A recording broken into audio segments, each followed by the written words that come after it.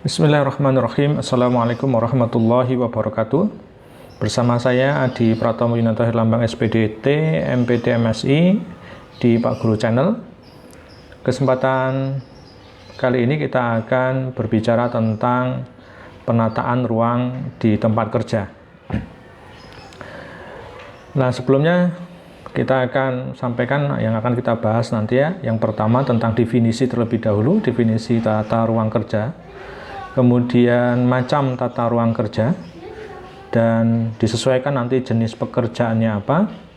Kemudian pembahasan yang ketiga adalah batas imajiner dan yang keempat adalah karakter. Apa yang dimaksud dengan tata ruang kantor? Jadi tata ruang kantor itu adalah seluruh pengaturan seluruh mesin kantor, alat perlengkapan kantor, serta perabot kantor pada tempat yang tepat.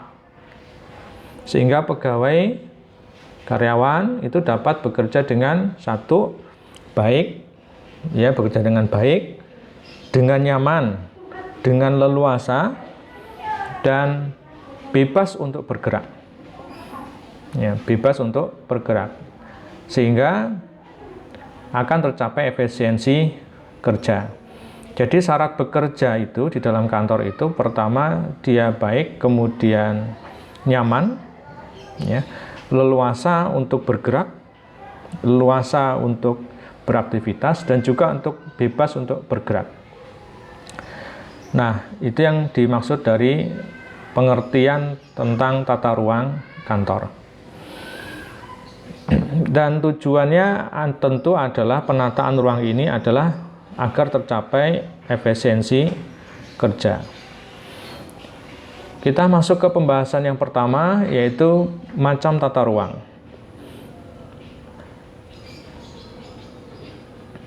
Nah, tata ruang itu dibagi menjadi dua. Yang pertama tata ruang tertutup atau berkamar, jadi bentuknya berkamar, atau disebut dengan cubicle type office.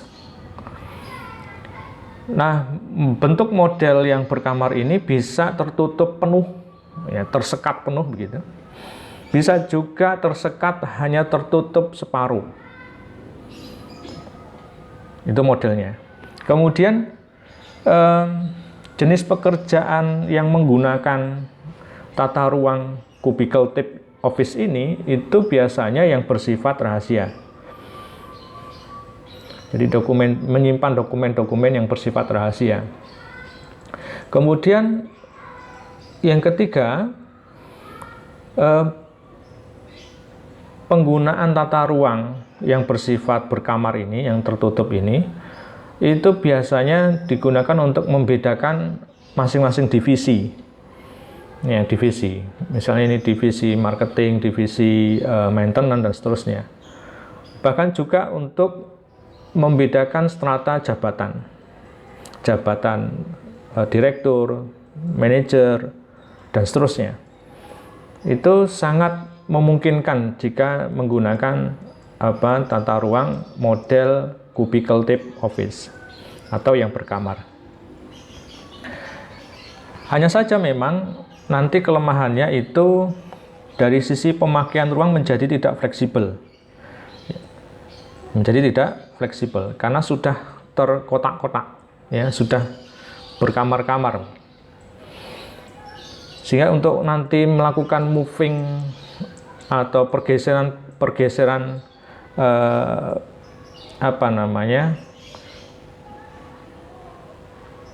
meja dan sebagainya itu sangat kecil kemungkinan. Kemudian berikutnya yang masuk dalam bagian dari kelemahan ini dalam tata ruang berkamar itu adalah mempersulit pengawasan. Pengawasan siapa? Pengawasan pimpinan. Kenapa sulit? Karena memang ruangan-ruangan tertutup itu jauh lebih sulit untuk diawasi daripada ruangan terbuka. Atau tata ruang dengan ruangan terbuka, dengan tata ruang yang terbuka.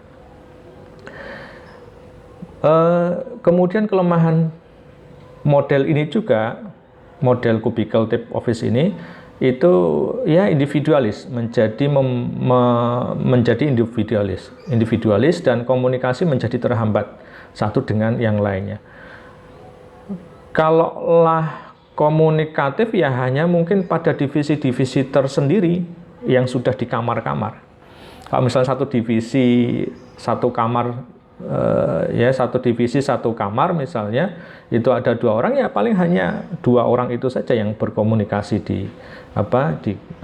di ruang kamar itu.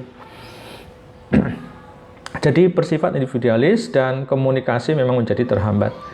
Kemudian berikutnya, kalau ingin menerapkan tata ruang yang sifatnya tertutup berkamar, ya menggunakan partisi semacam ini, memang tidak cocok itu untuk yang pekerjaan-pekerjaan dengan mobilitas yang cukup tinggi, ya seperti misalnya pelayanan publik, ya pelayanan publik. Nah, pelayanan publik yang dimaksud di sini adalah pelayanan publik yang dimana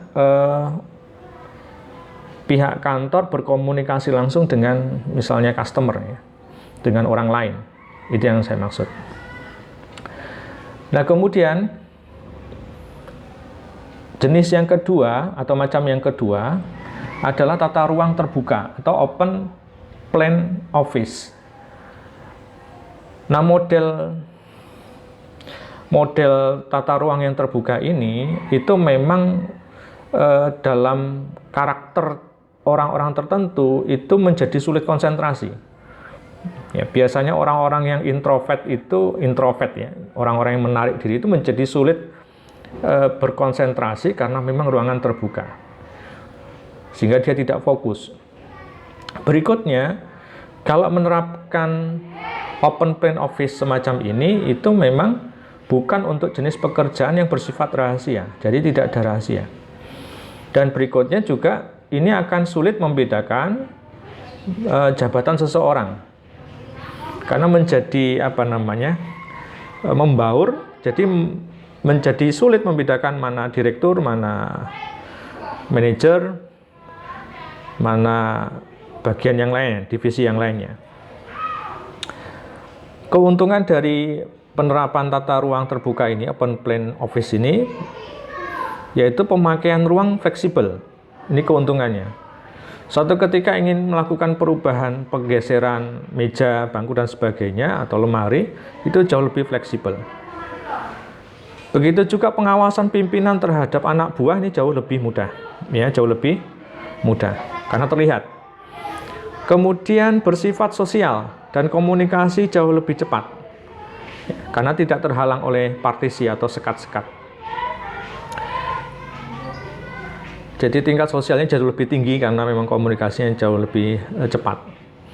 Berikutnya juga, kalau menerapkan open plan office ini itu cocok untuk mobilitas yang tinggi, ya, dan bersifat pelayanan publik, ya, bersifat pelayanan publik. Baik, ini pemahaman terlebih dahulu tentang 2 macam tata ruang. Yang pertama tata ruang tertutup, dan yang kedua tata ruang terbuka.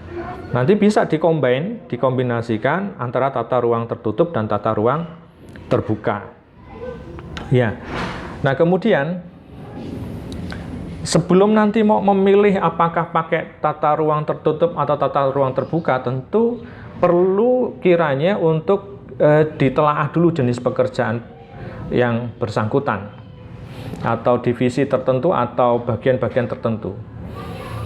Karena nanti kalau salah perlakuan dengan jenis pekerjaan tertentu kemudian diberlakukan dengan model terbuka atau tertutup yang salah, ya, pemilihan yang salah, itu menjadi tadi kinerjanya menjadi terganggu, produktivitas menjadi bisa rendah. Nah, contoh misalnya gini, kita masuk aja. Jenis pekerjaan yang tertutup itu yang nanti menggunakan tipe atau model yang tertutup. Ini biasanya digunakan untuk jenis persuratan, kemudian keuangan, pendokumentasian, konseling yang sifatnya memang privat, sifatnya memang rahasia. sifatnya memang bukan pelayanan publik ya, bukan pelayanan publik tanda kutip itu tadi yang saya jelaskan, itu bukan langsung face to face seperti misalnya customer service yang harus melayani secara informatif kepada orang lain ya, itu yang dimaksudin. Jadi kalau yang tertutup memang bukan untuk pelayanan-pelayanan yang sifatnya publik. Kemudian jenis pekerjaan yang minim mobilitas, misalnya menulis ya, arsiparis mungkin ya, itu minim mobilitas, itu cocok ya untuk yang model-model tertutup atau menggunakan partisi tadi. Baik, begitu juga kalau untuk yang terbuka sekarang, jenis pekerjaan yang nanti cocok untuk diberlakukan tata ruang yang terbuka, ini yang bersifat pelayanan publik, yang informatif ya, yang bersifat informatif. Seperti misalnya kehumasan, ya membutuhkan ruang yang tentu tidak kecil, ya membutuhkan ruang yang cukup luas, tidak disekat. Customer service, kalau misalnya Anda coba lihat di pelayanan bank ya, di pelayanan bank itu kan menggunakan tata ruang yang terbuka. Jadi customer service itu hanya duduk di belakang meja begitu saja tanpa harus disekat satu dengan yang lainnya. Sehingga untuk pelayanan publik secara langsung bertemu tatap muka itu memang sangat cocok untuk yang terbuka ini. Sehingga nanti kalau ada orang yang datang berkonsultasi ya, meminta informasi lebih rinci, lebih detail, ini memang sekali lagi cocok dengan tata ruang yang sifatnya terbuka. Jadi yang tamu, melayani tamu, lalu lalang dan seterusnya, memberikan informasi, menyambut tamu dan sebagainya, itu memang cocoknya adalah tata ruang yang terbuka. Jadi tidak dilakukan pensekatan. Kemudian jenis pekerjaan yang mobilitas geraknya tinggi, mobilitas geraknya sangat tinggi. Sehingga ini jangan nanti dimasukkan ke dalam ruangan-ruangan atau tata ruang yang tertutup. Ini harusnya tata ruang yang terbuka, harus cepat. Kecepatan akses informasi. Kalau misalnya Anda coba datang ke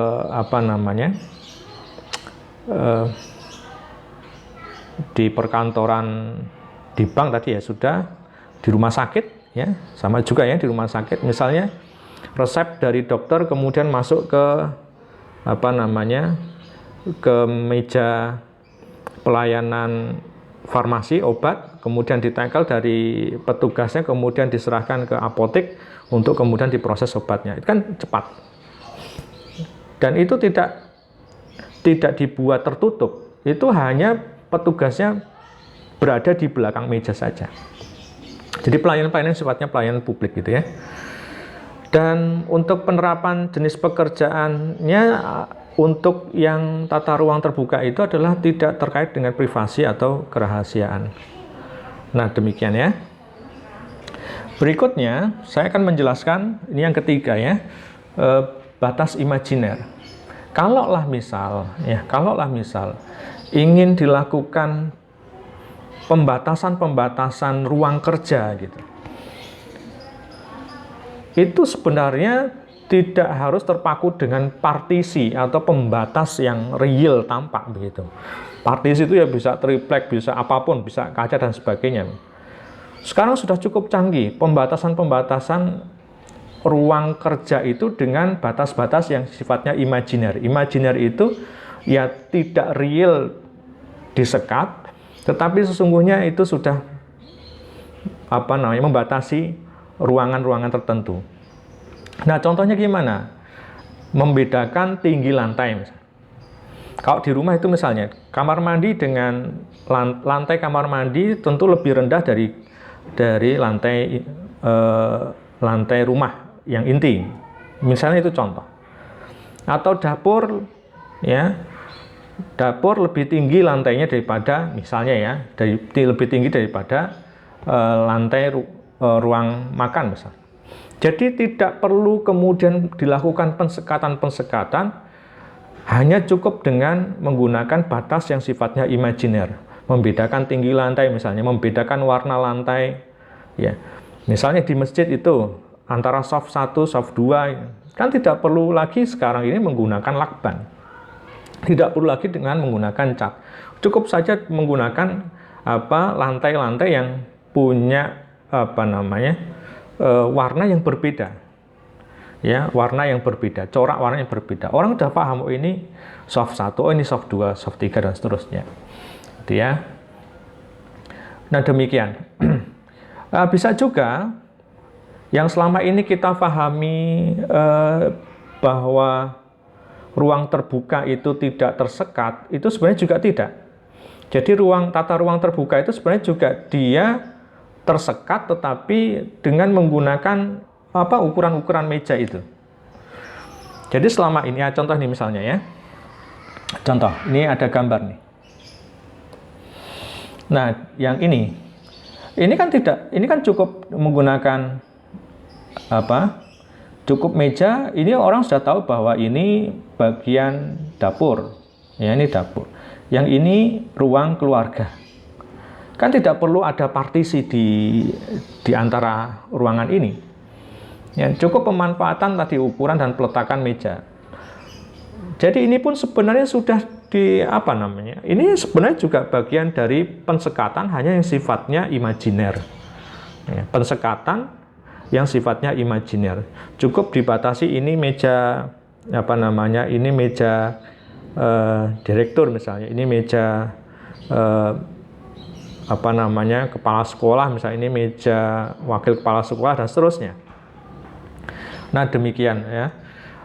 Ini sebagai tambahan pengetahuan bahwa dengan apa kita ingin memilih melakukan tata ruang di tempat kerja kita, apakah dengan tertutup atau terbuka, lihat terlebih dahulu jenis pekerjaannya. Ya, kalaupun toh ingin melakukan pembatasan, itu pun ada dua cara. Yang pertama yang memang dengan secara partisi itu saja, ada yang penuh ya sampai plafon, ada yang cuma separuh. Dan sekarang ini sudah model menggunakan batas-batas yang sifatnya pembatas yang sifatnya imajiner. Imajiner itu bisa dengan warna lantai yang berbeda ya, dengan tinggi lantai yang berbeda, atau dengan peletakan meja yang sudah terkondisikan, sehingga mengerti ini bagian-bagian atau divisi-divisi tertentu. Nah, demikian. Yang terakhir ini hanya sekedar tambahan. Nah, kalau dilihat dari pilihan seseorang memilih model apakah terbuka atau tertutup, itu memang bisa dilihat dari sisi karakter. Ya, bisa dilihat dari sisi karakter. Nanti bentuk modelnya sendiri seperti apa, itu bisa dilihat dari kemampuan otak kanan dan otak kiri. Ya. Tapi ini tidak akan kita bahas lebih dalam. Tapi pilihan model terhadap karakter itu, kalau biasanya orang-orang yang memilih tertutup, ya, ruangan-ruangan tertutup, itu biasanya ya, sekali lagi biasanya itu karakter orang-orang yang introvert. Introvert itu yang memang dia lebih senang atau lebih fokus kalau dia sendiri. Kalau yang terbuka itu memang biasanya karakter-karakter orang yang ekstrovert. Ya, ekstrovert. Jadi dia lebih tertarik, tidak dibatasi oleh partisi-partisi yang sifatnya real, bukan imajiner tadi. Nah, demikian. Mudah-mudahan ini menjadi satu pertimbangan-pertimbangan tersendiri untuk menentukan mana yang lebih cocok untuk diterapkan dalam penataan ruang kerja, ya, sehingga nanti tidak salah dalam tindakannya, karena berharap supaya efektif, supaya efisien dalam bekerja, tapi justru salah perlakuan yang tadinya sudah bagus, sudah baik, sudah aktif, justru malah menjadi lemah, menjadi pasif. Ya. Jadi sekali lagi penting untuk kita belajar memahami tentang ilmu tata ruang kerja kantor. Demikian yang bisa saya sampaikan, mudah-mudahan bermanfaat. Wassalamualaikum warahmatullahi wabarakatuh.